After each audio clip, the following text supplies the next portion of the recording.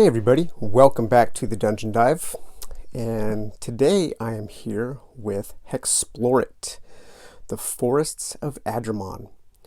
Now I'm really hoping I can get through this video without a coughing fit. I am still getting over bronchitis, and it's taking quite a bit longer than I would have enjoyed. But I really want to get some videos done, and I really want to talk about this game. So I'm going to be sipping on a beverage while I talk, so please pardon that. So HEXplore It is a really interesting game. It is one that I avoided for a really long time. And a lot of that, well, I kind of don't even know how to start this. I was completely uninterested in this game since I found out about it. And the way I found out about it is one of the reasons why I was uninterested in the game. The thing that got me interested in it was a incredibly well-written review by my favorite games writer, Tom Chick. And he posted a review quite a while ago on his blog, Quarter to Three. And I recently read it just a few weeks ago, and it really made me want to give this game a chance, and I'm really glad I did. The thing that I like about Tom Chick, and the thing that I take from him that I try to do in all of my coverage of games, is to be super critical of things, even if you love them. I completely reject that saying that a lot of people use to defend like Hollywood blockbusters by saying you just have to turn off your brain and enjoy the ride. Like, I think that is absolutely ridiculous. If I have to turn off my brain to enjoy something, it's not worth my time or my money. And I encourage people to be super critical of the things you love, of the things you choose to spend your time and money on, because time and money are two very valuable commodities. We have a limited amount of both. At least most of us have a limited amount of money. We all have a limited amount of time. And so I always try to be super critical of everything I put on my table, of every dollar of something, anytime I spend money on something or time on something, I'm critical of it. And so Tom Chick, he does that even in the things he loves. And he absolutely loved this game and wrote a super well-written review of it. But he was also highly critical of it, and he was critical of the things that I was also critical of that were keeping me away from the game. So I figured if he could look past all of the same issues and really enjoy the game, then I probably could too. And so the first thing that was keeping me away from this game, and this is combo, is the name HEXplore It. It's terrible. It is an absolutely dreadful name. It is not evocative. It sounds silly. It's childish. It does not in any way, shape, or form make me want to play this game. And on top of that, they use the word hex in here multiple times. Instead of an exploding die, it's a hexploding die. There are hexclusives, and just like the puns, it's lame. All right, it doesn't reflect the kind of game it is, and that was one of the main problems when I first saw this game. It was a long time ago. It was a prototype preview on the Beer and Board Games YouTube channel. No, I absolutely love those guys. I think they're hilarious. I watch their videos all the time. I love Baby Cookie. But that channel is not the channel I go to learn about big, in-depth fantasy games. They are mainly party games and silly games. And so when the designer brought HEXplore It onto their channel, I was like, oh my God, what is this? Some kind of it did nothing for me. On top of that, over the years, as I kept looking into the game, I kept thinking it was in prototype form because of the complete lack of art and the really kind of amateurish iconography. And so this is the back of the cards that you get when you get to level up. I mean, that is just, it's so boring looking, right? There's just nothing about this that makes me, like, when I draw this, be like, yeah, this is going to be super cool. And then you turn it over and it's even more boring. Just, there is like hardly anything to these. The iconography is just, it's super basic. It looks, everything about the UI, the design in this game, it feels like it's placeholder. Like, here are the encounter cards. I mean, how boring can you be? Just an exclamation point, hardly any color, no art on any of the cards. And then you get to the character boards, which have the same kind of really basic, generic look. And if you flip them over, you get to look at what is pretty much, besides that and the tiles, the only art in the entire game is on the back of the character cards. And it's decent, but why couldn't there be some art on other places? And I get it, they really want to fill up the card with information and detail. And that's where this game starts to shine, is as you start looking past the really boring iconography, the uninteresting card design. I mean, the card design really does look like something from like a 90s CCG. This huge fat border. I mean, they need to get rid of these borders, have the card, the text stretched to the edge. It would give them more room for things and just work on the iconography to make things pop. However, once you get past all of those things, once you get past the name, once you get past the boring look, and you start diving into the details of this game, that's when I realized really what a fantastic game this is. So I already know that a lot of people, they only watch like the first couple minutes of YouTube videos. And so people, the HEXplore Defense Force is going to be like probably ripping me a new one because I've just spent the last 7 minutes lambasting their favorite game. So for those of you who are commenting now about how much I hate the game, just hold your horses, because I actually really love this game, and I had to learn to get past the things that were keeping me away from it. And that's one thing that I really value in the way I approach things, is the ability to always have an open mind, to always let the facts of the matter, of the situation, change my mind and kind of challenge me to get into something that maybe I don't think I'm going to like. Because as I started exploring this game, after I read Tom Chick's review and realized how much is going on in this game, I started exploring it and I started really liking it. I ended up buying this. I ended up buying the expansion for this, and I ended up late backing the newest one, the desert themed one. I did not go back to get the first one, Valley of the Kings, because or Valley of the Dead King, I think it's called, just because there were some things in that one, that some gameplay mechanisms that I didn't really enjoy. But this one seemed to be more my style. So basically what you're doing in this game is, I use this as a hero marker because I hate this little bendy, I don't know why this game comes with miniatures at all. It's such an old school, this game looks like an old Avalon Hill game from like the 70s, 60s or 70s, and just throwing in a couple dinky little miniatures just seems really odd to me. So I'd rather keep it totally old school, and I'm just using this to represent my party marker. So basically what you're doing in this game is you are moving a party of adventurers from, I think, 1 to 6 or 1 to 5, and you are moving them across the land, across this is a hex crawl at its core. And each one of these hexes, they have roads, they have forests and mountains, they have wayposts and cities and boss encounters and different portals that can open up to other lands.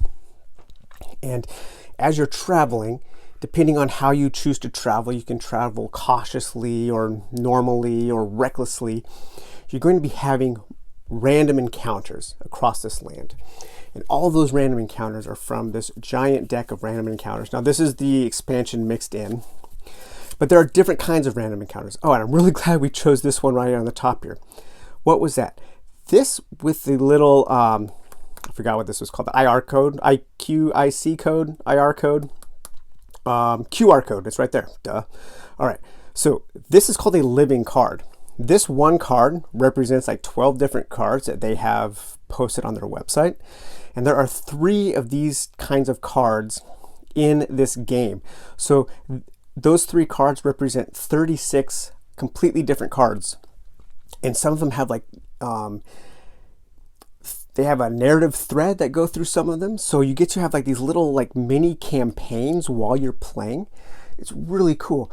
I'm super into how companies are using their components to represent multiple things, you know, kind of how in Aftermath the encounter cards did that with the book. They represented different encounters in the book, so one card could be 12, 15 different things. So this is really cool. But you have those, you have you can get treasure, you can discover treasure. Here's a harvesting kit.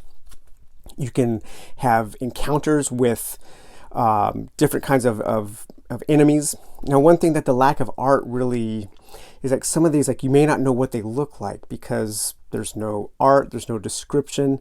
It is really just a set of numbers. And so in that, I'm still a little disappointed, kind of like with my review of City of Kings, I was saying how like the enemies don't really have a lot of personality.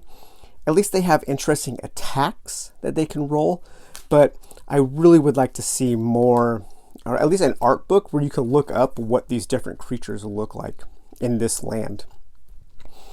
There are different events where you can have things stolen from you. Yeah, but there's a whole bunch of different things. And you know what? The writing is actually pretty good.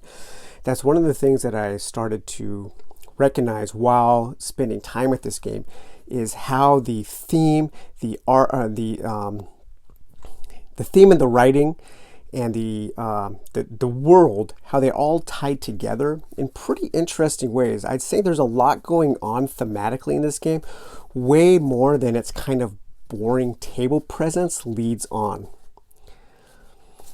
So you're going to be moving around, you're going to be having random encounters, and then you're also going to be looking in this game for 4 different artifacts. There's 1, 2, 3, 4. And I believe there's a total of like 8 or so that you can choose from, or that you randomly choose from at the beginning of your game. But as you're going through the land, each of these artifacts, so here's an artifact, the Glaive of the Night, is going to be, you're going to be putting out these destination cards. And these are basically quests that you have to go on in order to find the fragmented pieces of these artifacts, and then you have to take them back to a battle site, and you have to forge them to make these ultimate items, this ultimate gear, weapons, armor, and whatnot, in order so that you can go into the main enthralled city of the Magi and you can destroy her. So you're going out in this land, you're going on quests, you're going on random adventures to power up your character. You're looking for these ultimate weapons. And then at the end of the game, you want to take all of the things you found, all of the power you found, back to the main enthralled city, and you want to challenge the Magi to destroy her so she releases her grasp on this land. And all of the quests are really cool. So some of them are going to show you where they appear, and where they appear, you're going to put one of these little quest tokens on there. And so that hex there becomes one of these quests. And so you move your character to that quest, and then you get to try to solve that quest. And there are different quests. Some of them require you to use your navigation skill. Some of them require you to use like a survival skill or a search skill, explore. Some of them require you to fight enemies. Some of them require you to escort these like fairy beings across the land. And there's all kinds of different things you can do. And like I said, the writing is really quite good. And each story feels like it feels like just a little small self-contained short story. And that's kind of where this game really excels in its ability to create the sense of adventure as you're going through this land. However, it is kind of an odd sense of adventure. More so than any other game. This game, it doesn't, to me, it doesn't feel like I am playing these individual adventures represented by my race, my trait, and my class, of which there are a whole bunch of these that you can mix together to get different combinations. So, between the base game and the expansion, you get quite a few different classes. You get a whole ton of different races, and then you get a whole slew of different traits. And so all of those are going to be combined to create your character. But like I was saying, I don't really get the sense in this game that I am playing these individual characters. To me, it feels more like I am managing a party of adventurers. And by managing, I mean I'm actually like their manager or their accountant. And I don't mean that in a derogatory way. It feels more like you are chronicling this adventure because of the way that there's really not a lot of personality in the characters, and you're dealing with these, like this battle mat. You're keeping track of stats of all kinds of different things, of items they've found, of things they've gathered. They've harvested these like different kind of like magical vegetable type things, or you're keeping track of their abilities using all of these like pretty much algebra, keeping track of like all of these crazy different algebraic equations, trying to determine how much damage they're going to do or how they're going to be able to defend. You're keeping track of their stats, and it's all very abstract. When you find a weapon in this game, you don't really find like a certain weapon. You just so you found a weapon that updates your attack. And so you mark a little thing like, I found this weapon and it's going to update my attack. Your characters you're not gathering a whole bunch of individual cards representing all of your weapons and armor and items. You're just writing them down, and you are kind of abstractly just raising your stats. And so you are, the abstract nature, it kind of forces you to use your imagination a little bit more, because you're going to be having to keep track of things using just numbers, but in your mind you can think, okay, so why did my attack value go up? And like, oh, because I found this sword. And then you can maybe create like your own little story about that sword. But yeah, overall, I'm really happy I read Tom Chick's review, because this game has really impressed me on a number of levels. Now, I still have all of those issues I mentioned during the first 7 minutes or so. I still think those are huge issues. I think this game could really use some professional iconography created. Could really use the eye of a good UI designer. It could use much better, more evocative cards that maybe just help you get excited about the game a little bit more. One of the things with the art is, while you're playing, you're going to notice like some of these little tiny details on the cards, like these big trees here, or maybe this tower, maybe this stone structure here. And often those will correspond to certain destinations that you're going to find.